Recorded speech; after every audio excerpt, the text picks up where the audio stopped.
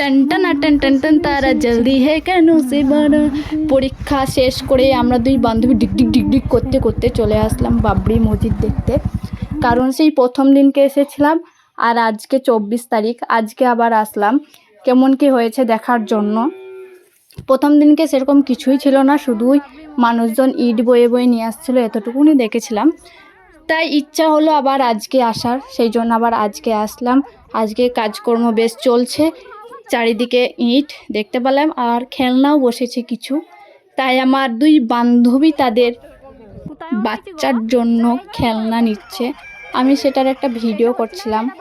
কারণ তারা বাচ্চা রেখে থুয়ে পরীক্ষা দিতে এসছে, কি হাস্যকর ব্যাপার।